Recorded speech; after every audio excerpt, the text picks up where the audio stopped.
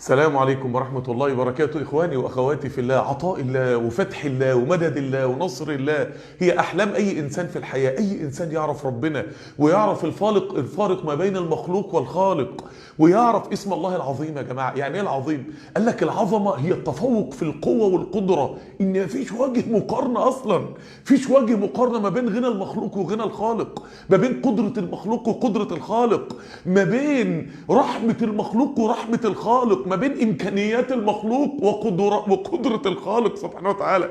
هي دي العظمة، التفوق المطلق في القوة وفي القدرة. فالإنسان اللي يعرف عظمة جلال الله سبحانه وتعالى يبقى كل أحلامه عطاء الله وفتح الله ومدد الله ونصر الله وإكرام الله وتيسير الله وتوفيق الله وهداية الله.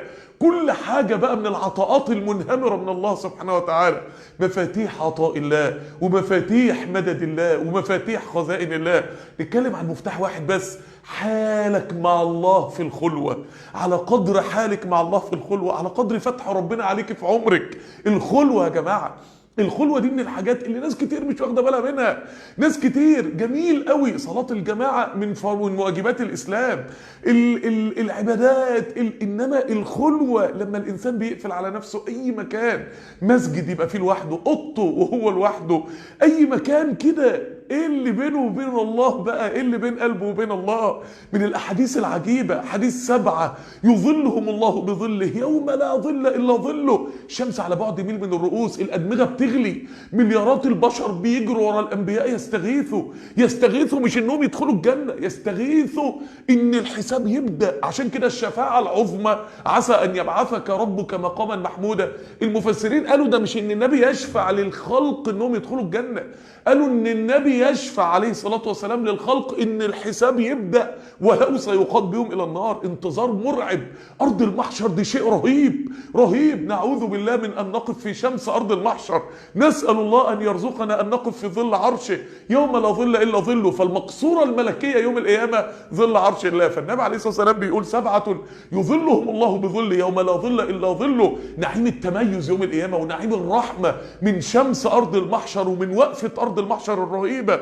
مين يا رسول الله؟ رقم 1: إمام عادل. الله، أيوة كده، إمام. عمر بن عبد العزيز، والله حسيب الجميع يعني. عمر بن عبد العزيز مثلا إمام طبق شرع الله وأقام العدل واجتهد عشان يبقى فيه تعليم سليم وصحة سليمة ويبقى فيه أمان في البلد، ويبقى فيه واحد موت نفسه. إمام عادل ده واحد موت نفسه عشان الدولة يقام فيها شرع الله ويقام فيها العدل. طب ومين كمان يا رسول الله؟ ورجل ذكر الله خاليا ففاضت عيناه. الله أكبر.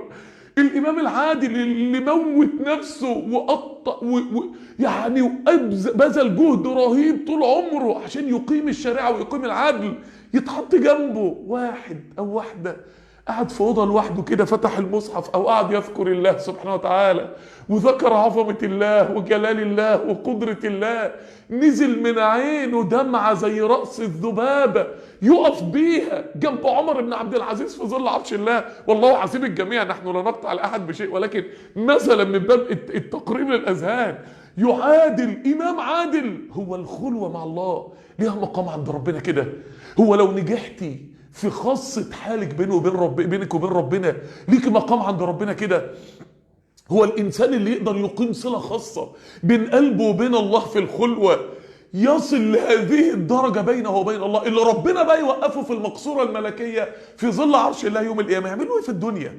يعملوا ايه في الدنيا يا جماعة؟ مفاتيح عطاء الله. ربنا عطاؤه كريم ورحمته واسعة. اخواني في الله، الحل الوحيد لمشاكل حياتك هو ربنا. مفيش حد حل. هو ربنا الوحيد اللي عنده الحل. هو ربنا الوحيد اللي يملك. هو ربنا الوحيد اللي يقدر. هو ربنا الوحيد اللي يرضى. هو ربنا الوحيد اللي بيعاملك عشان يديك. كل الناس بتعاملك، مين اللي بيعاملك زي ربنا؟ مين اللي بيكرمك زي اكرام ربنا سبحانه وتعالى؟ اخواني واحبابي في الله، مفاتيح عطاء الله كتير، ولكن حبيت اتكلم معاكم دلوقتي في مفتاح من هذه المفاتيح، لعل احنا نتكلم بعد كده ان شاء الله باذن الله في هذا الموضوع. نسال الله سبحانه وتعالى: اللهم زدنا ولا تنقصنا، اللهم اكرمنا ولا تهنا، اللهم اعطنا ولا تحرمنا، اللهم اعطنا ولا تحرمنا، اللهم اعطنا ولا تحرمنا. جزاكم الله خير.